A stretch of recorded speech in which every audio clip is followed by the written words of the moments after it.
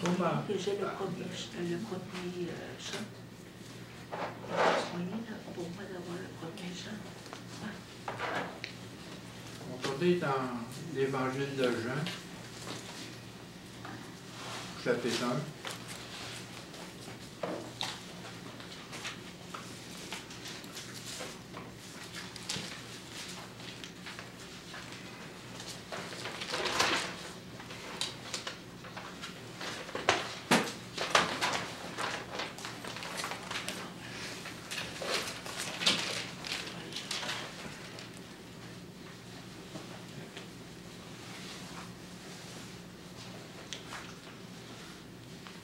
Le verset 1, 2 et 14.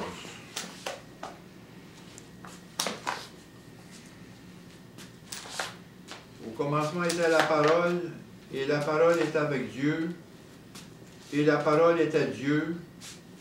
Elle était au commencement avec Dieu.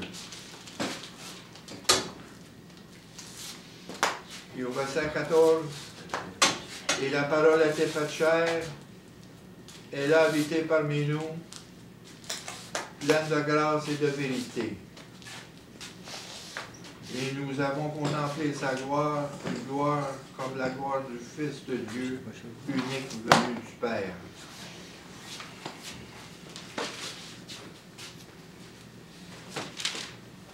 Là, ce qu'on vient de décrire en ce moment, c'est le miracle des miracles. L'incarnation de Jésus.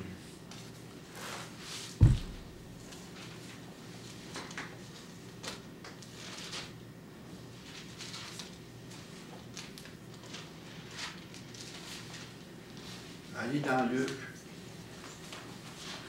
Jean 1, 2 et 14.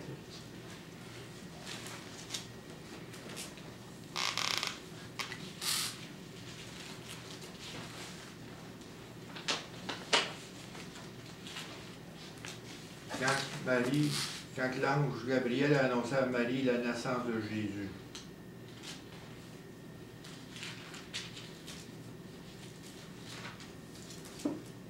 Et au verset 31, dans le chapitre 1, verset 31, et voici, tu viendras enceinte, et tu enfanteras un enfant, et tu donneras le nom de Jésus. Il sera grand, il sera appelé Fils du Très-Haut, et le Seigneur Dieu lui donnera le trône de Dieu son Père.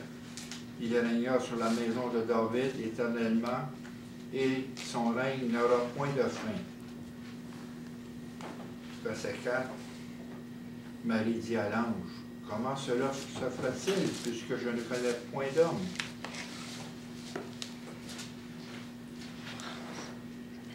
L'ange lui répondit, le Saint-Esprit viendra sur toi, et la puissance du Très-Haut te couvrira de son ombre. Et c'est pourquoi le Saint-Enfant qui naîtra de toi sera appelé Fils de Dieu.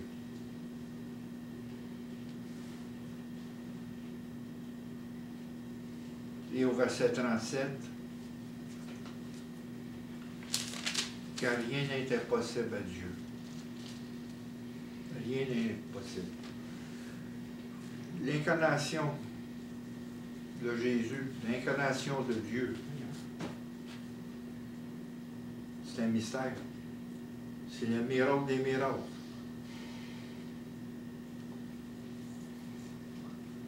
Et ce miracle accompagne aussi la mort de Jésus et la résurrection de Jésus.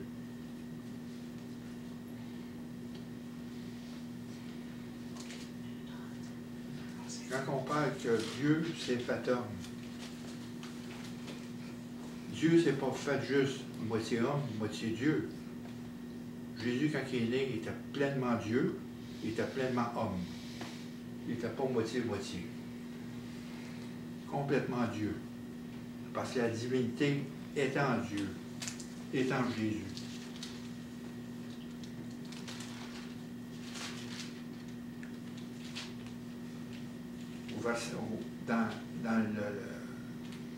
Dans Jean, dans l'Évangile au chapitre 1, verset 15, Jean lui a rendu témoignage, c'est écrit, c'est lui dont j'ai dit, celui qui vient après moi m'a précédé, il était avant moi. Nous avons tous reçu sa plénitude et sa grâce, grâce pour grâce.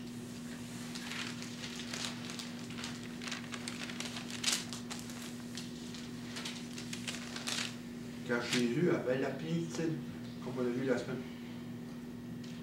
Donc il dit dans Isaïe 9,5, il était Dieu Tout-Puissant. Il était l'admirable, le conseiller de Dieu Tout-Puissant.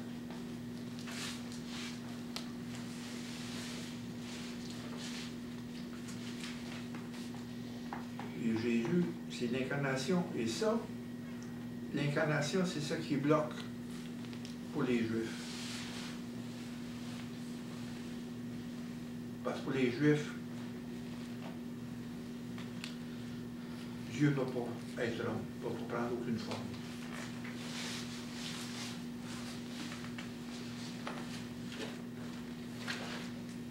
Dieu ne peut pas devenir un homme pour eux.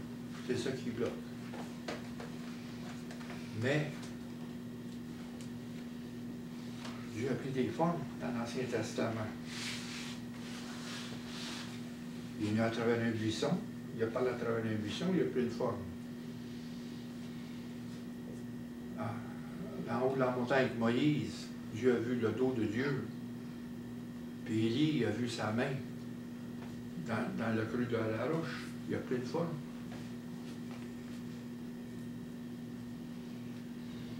Et on voit ici, Jésus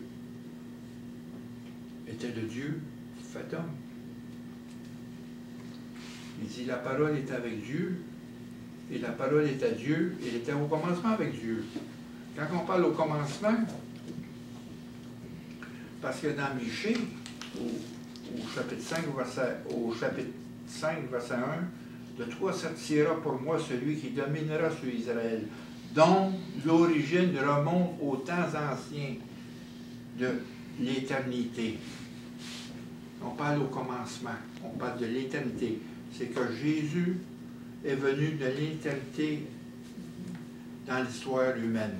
Il est venu un homme. Ça, c'est un miracle. Jésus est venu à nous sous forme d'un homme. Colossiens 1,15, il a l'image invisible. Il a l'image visible du Dieu invisible. Combien de fois il a dit à Philippe, comme ça tu ne me connais pas. Si tu me vois, tu vois mon Père. Je suis dans le Père et le Père est dans moi. C'est pour ça qu'il dit au commencement, était la parole. C'est dans l'éternité, dans un temps indéfini. Jésus a dit, je suis l'alpha et l'oméga, je suis le commencement et la fin. Jésus est le commencement de toutes choses. Et le commencement de notre vie nouvelle est un commencement. C'est lui qui va compléter toutes choses. Je suis la fin, l'oméga. Ce sont les deux lettres grecques, la première et la deuxième dans l'alphabet grec. L'alpha et l'oméga.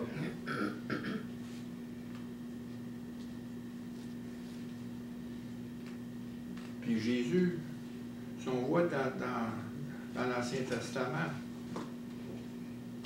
Dieu a conduit son peuple avec des prophètes, avec des prêtres, des sacrificateurs et des rois. Mais Jésus était les trois. Il était un prophète, parce qu'il a parlé pour Dieu. Quand il dit dans Hébreux 1, il dit dans les derniers temps, Dieu nous a parlé par son Fils. Il est un prophète. Il est le plus grand sacrificateur et le roi. Jésus est le roi. Il combine ces trois choses-là. Parce que dans l'évangile de Jean, ce qu'on voit l'évangile de Jean,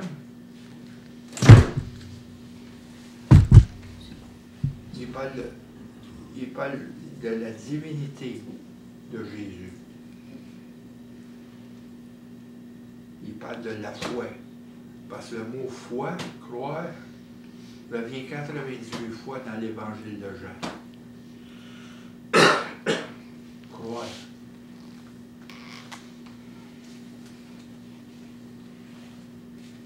Donc Jésus est la parole de Dieu. La parole incarnée. Et cette parole, il dit, après ça, il dit, au verset 2, il était au commencement avec Dieu. Parce que dans la Sainte Trinité, c'est 3 personnes en une. Le Père, le Fils et le Saint-Esprit. Donc il dit ici, elle était au commencement avec Dieu. Parce que le Fils était Dieu. C'est la même personne. C'est le mystère. Au-delà de toute notre compréhension. C'est par la foi qu'on comprend ces choses-là. C'est comme un axiome. Un axiome dans quand on... je veux dire, dans la géométrie. Un axiome, c'est une chose qu'on n'a pas démontrée. C'est une base, une vérité de base. Le plus court chemin entre deux points, c'est la ligne droite. C'est un axiome. On ne peut pas démontrer ces choses-là. C'est la même chose. Avec Dieu, le Père, le Fils, le Saint-Esprit, on ne peut pas démontrer. Il était au commencement avec Dieu. Et toute chose a été faite par elle. Au verset 3, il était le Créateur. Il reprend la même chose au verset 10. Il était dans le monde et le monde a été fait par elle. Il était le Créateur. Puis la parole, au verset 4, elle était la vie. Et la vie était la lumière des hommes.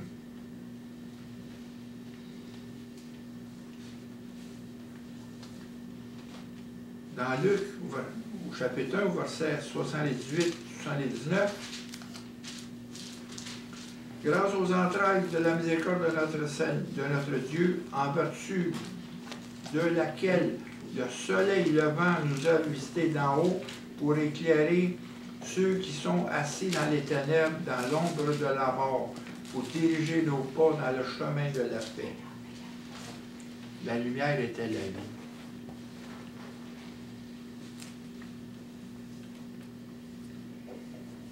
Le but, c'est afin que le but, on le trouve ici dans Jean 20. Tu vois, je l'ai répété, on peut revenir à ça. Chapitre 20, verset 31, c'est un verset souligné, ça.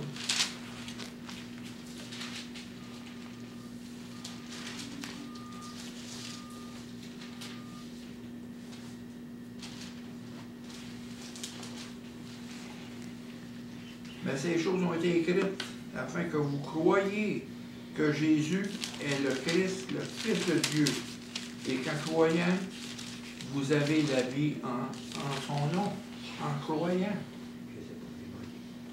C'est Jean quoi, ça? C'est Jean 20, verset 31.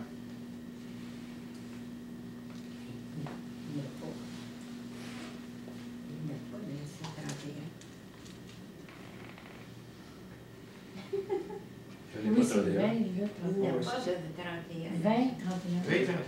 20, 31. Jean 20, verset 31. Oui, ces choses-ci ont été écrites à la fin. Parce qu'il est tout petit, là. C'est parce que c'est petit, là. Ah, bon. Excuse, c'est trop petit. Mais ces choses ont été écrites afin que vous croyiez. On va retenir le mot croyez. On va revenir là-dessus. Croyez. Dans le temps que ça a été écrit, selon la conjugaison. La relation entre Dieu entre la parole, qui est Jésus, et Dieu. Christ existait avec Dieu bien avant la création. Il existait de toute éternité. Et deuxièmement, Christ était Dieu, la parole était Dieu. Il possédait le caractère et la nature de Dieu, parce qu'il y avait la plénitude de Dieu. Et la relation entre la parole et l'humanité. En Jésus, Dieu s'est fait homme. L'incarnation s'est fait homme. C'est le miracle des miracles. C'est que s'il faut regarder dans notre maturité qu'on a acquis spirituellement, dans la connaissance du Fils de Dieu et dans l'intelligence que Dieu nous a donnée pour voir ces choses-là. La Noël, c'est plus la même chose, c'est autrement. C'est pas juste une crèche. C'est qu'est-ce qui est dans la crèche? L'enfant. Le début. Parce qu'il va finir sur la croix. Il est venu pour ça. Si on regarde dans Luc,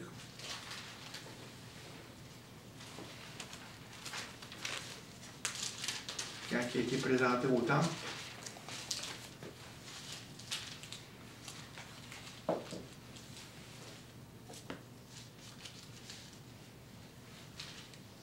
quand il a été présenté à Simeon dans le temple au 8e jour, comme c'était requis par la loi, que l'enfant au 8e jour devait être circoncis, Joseph et Marie l'ont emmené au temple. Et il y avait cet homme appelé Siméon. Cet homme était juste et pieux. Il attendait la consolation d'Israël et l'Esprit Saint était en lui.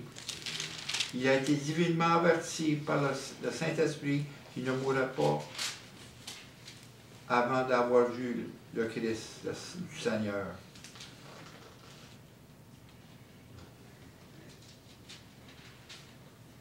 Parce qu'en passant, quand on dit le Christ du Seigneur, c'est qu'on parle de Jésus qui était loin, l'onction de Jésus. Il vint au temple poussé par l'Esprit, et comme les parents portaient le petit enfant pour accomplir à son égard, et qu'on donnait la loi, il reçut dans ses bras et bénit Dieu. Il dit maintenant, Seigneur, laisse ton serviteur s'en aller en paix selon sa parole, car mes yeux ont vu ton salut.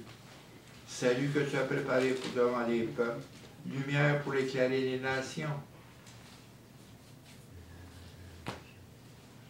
Puis au verset 34, Simon les bénit, il dit à Marie, sa mère, voici cet enfant est destiné à mener la chute et le relèvement de plusieurs en Israël et à devenir un signe qui provoquera la contradiction.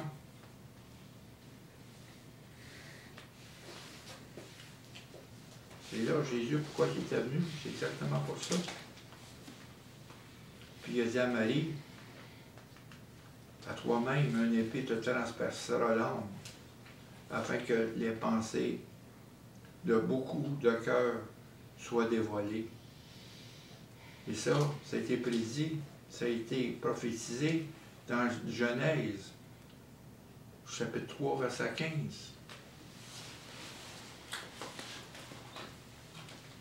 Quand il parlait de la postérité de la femme.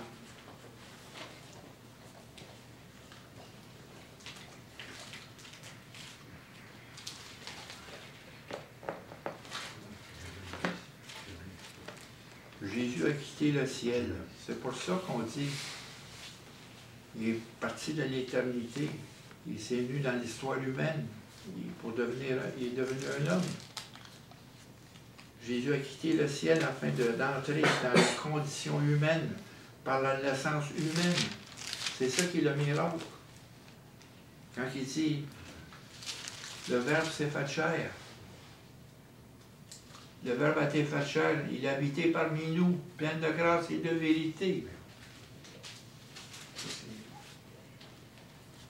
Ça, c'est dans Jean, ça, dans l'Évangile de Jean. On est tout le temps là. Et dans Matthieu, quand il a dit à Joseph, tu vois, il va s'appeler Emmanuel, le Dieu avec nous. Donc Jésus était Dieu. Puis la relation entre la parole et le monde, au verset 2,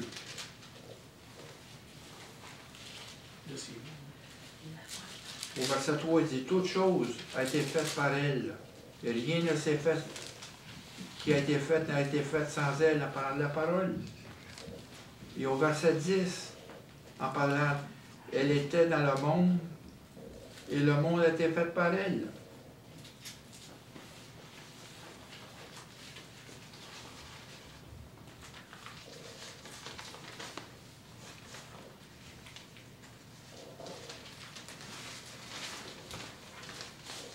Et la parole était la vie, et la vie était la lumière des hommes. La vie véritable et authentique est incarnée en Jésus-Christ.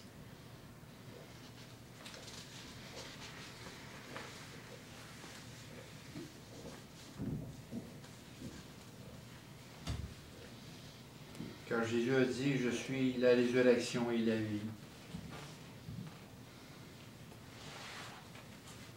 Et sa vie était la lumière des hommes. Dans Jean 14, 6, je suis le chemin, la vérité et la vie, et nul ne vient au Père que par moi.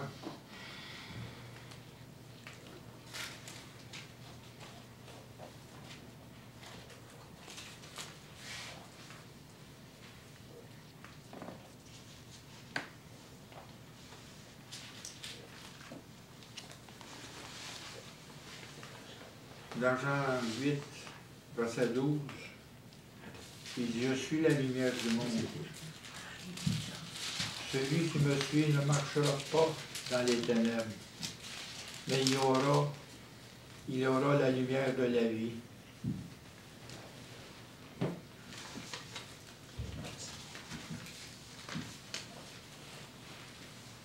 Et dans Jean 12, verset 46, je suis venu comme une lumière dans le monde, afin que quiconque croit en moi ne demeure pas dans les ténèbres.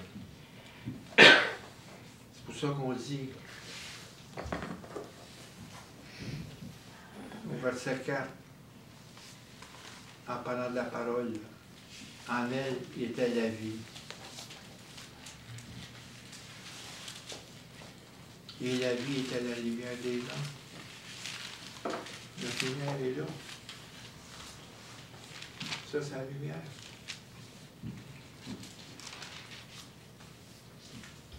Quand il dit dans Jean 20, verset 31 qu'on a dit tout à l'heure, ces choses ont été écrites afin que vous croyiez.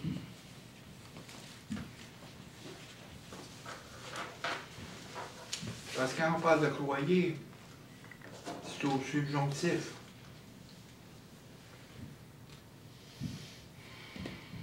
Premièrement, que vous puissiez commencer à croire. C'est ça que ça veut dire. Afin que vous croyiez. C'est une conjugaison subjonctif. Afin que vous commencez à croire. Premièrement. Et deuxièmement, que vous continuez à croire.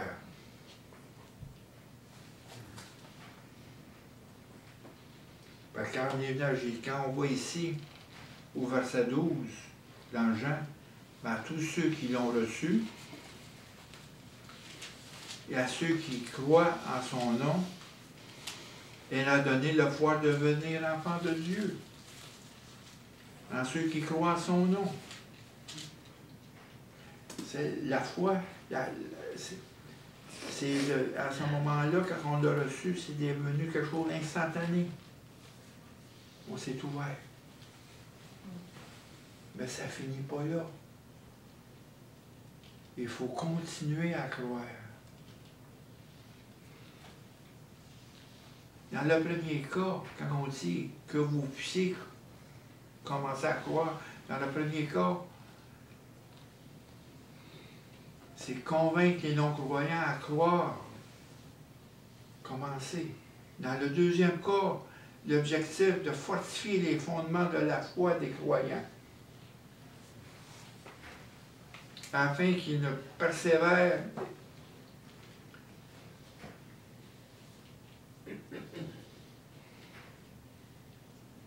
et qui s'accrochent aux enseignements et qui persévèrent aussi en dépit des faux enseignements.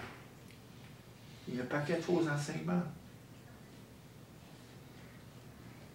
Mais comme je l'ai dit la dernière fois, encore là, le fondement, c'est Jésus-Christ. C'est le fondement. Il n'y a pas d'autre chose que Jésus-Christ.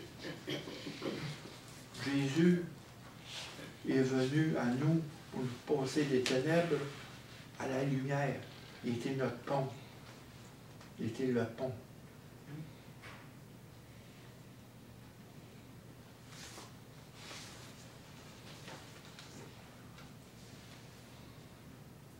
Parce que croire apparaît 98 fois dans l'Évangile de Jean.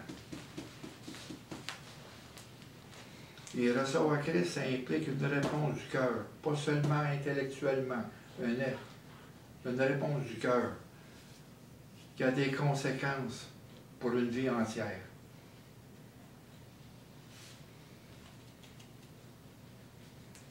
Puis, au verset 13, c'est là qu'on va finir. Je coupe un petit peu, là. Dans l'Évangile de Jean. Ben, au verset 12, comme je vous ai dit tout à l'heure, à tous ceux qui l'ont reçu, à ceux qui croient en son nom, il a donné le pouvoir de devenir enfants de Dieu. Oui. Et au verset 13, lesquels, soulignez ça, sont nés non du sang, ni de la volonté de la chair, ni de la volonté de l'homme, mais de Dieu. Comment Jésus est arrivé au monde? Il a été conçu par le Saint-Esprit, né de Dieu. C'est la même chose pour nous autres, notre naissance. On est né de Dieu. Et ce qu'on voit dans la crèche, on voit aussi notre naissance. Parce que Jésus nous a appelés nos frères. Nous sommes les frères de Jésus. Nous sommes héritiers, co-héritiers du royaume de Dieu avec Jésus.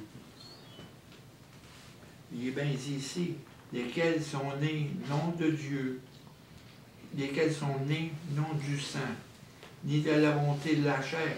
Ce n'est pas la volonté de l'homme, ce n'est pas la conception de l'homme, mais de Dieu. La parole a été faite chair, elle a habité parmi nous en pleine de grâce et de vérité. Il faut fêter, c'est notre naissance.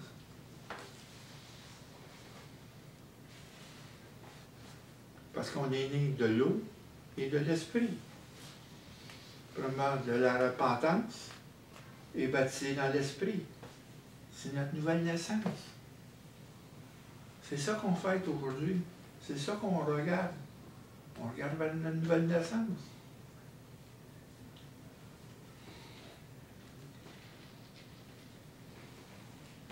Quand Marie a dit, comment ça va se faire? Elle a dit, le Saint-Esprit va te couvrir par son nom. Après ça, au verset 37, il n'y a rien d'impossible. Gabriel, il n'y a rien d'impossible pour Dieu. Tout est possible. Tout est possible. Même il dit, même ta cousine, à l'âge qu'elle a, elle a enfanté. Rien n'est impossible.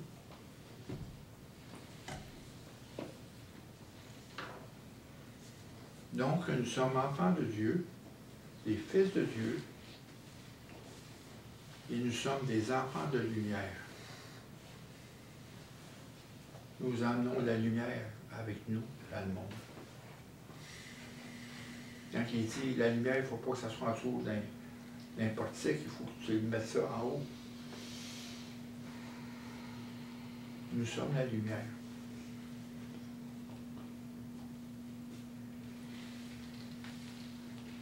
Il faut répéter sur ça.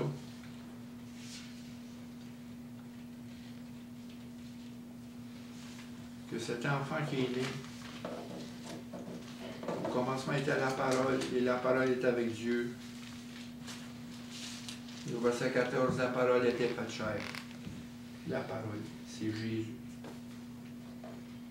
Et cette parole-là est la lumière du monde qui est venue éclairer tout homme assis dans les ténèbres. Avant qu'on arrive où on était dans les ténèbres, comme disait dans Éphésiens au chapitre 2, on marchait par le train du monde, par la convoitise du monde. Et dans Romains 12, 2, on ne marche plus selon la conformité du siècle présent. On marche selon la conformité de l'Esprit, qui est Dieu en nous. On est complètement dans un autre monde. Complètement. Notre nouvelle naissance, c'est ça qu'il faut fêter. Il faut célébrer la naissance.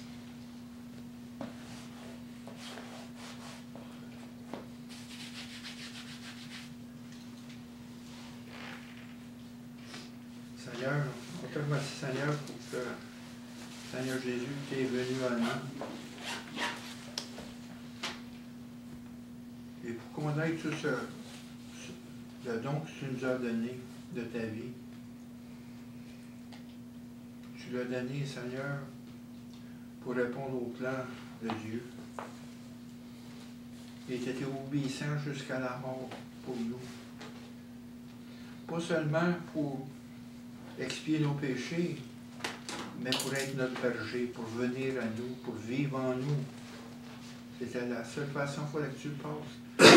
Tu es venu du ciel, et du ciel, tu as été jusqu'à la croix. Et de la croix, tu es retourné au ciel pour nous faire une place en éternité avec toi. On te remercie, Seigneur, pour cette grâce que tu nous as donnée, pour la vérité qui est en nous. On te remercie, Seigneur.